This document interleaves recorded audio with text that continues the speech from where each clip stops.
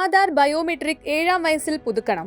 7 വയസ്സുള്ള കുട്ടികളുടെ ആധാർ കാർഡിലെ ബയോമെട്രിക് വിവരങ്ങൾ നിർബന്ധമായും പുതുക്കണമെന്ന് unique identification authority of India നിർദ്ദേശിച്ചു.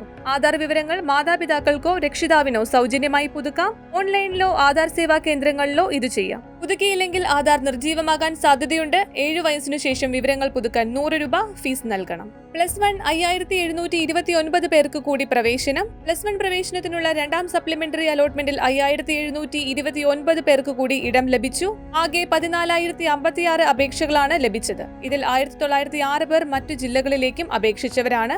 സപ്ലിമെന്ററി ഘട്ടത്തിലെ 2ാം അലോട്ട്മെന്റും പൂർത്തിയാകുമ്പോൾ 23,340 സീറ്റുകളാണ് ശേഷിക്കുന്നത്. കൂടുതൽ അപേക്ഷകരുള്ള മലപ്പുറം ജില്ലയിൽ 1605 പേർക്ക് കൂടി അലോട്ട്മെന്റ് ലഭിച്ചു. ഇവിടെ ഇനി 471 സീറ്റുകളാണ് ശേഷിക്കുന്നത്. 128 വർഷത്തിനു ശേഷം ഒളിമ്പിക്സിലേക്ക് ക്രിക്കറ്റ് മടങ്ങിവരുന്നു.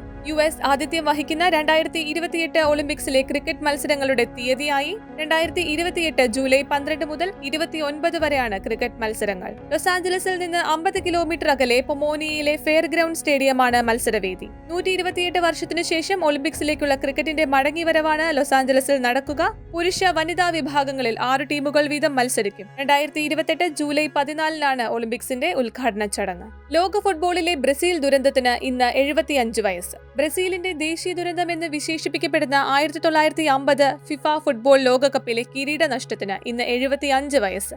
ലോക കായിക രംഗത്തെ ഏറ്റവും വലിയ അട്ടിമറികളിലൊന്നാണ് 1950 ജൂലൈ 16-ന് റിയോ ഡി ജനീറോയിലെ മാറക്കാന സ്റ്റേഡിയത്തിൽ നടന്നത്. 1950-ലെ തോൽവിക്ക് ശേഷം 5 തവണ ബ്രസീൽ ലോകകപ്പ് നേടി. മാറക്കാനയിലെ ആ തോൽവി മാറക്കാനാസോ എന്നാണ് അറിയപ്പെടുന്നത്. ചന്ദ്രനിലെ ഏറ്റവും ഉയരമുള്ള കൊടുമുടി.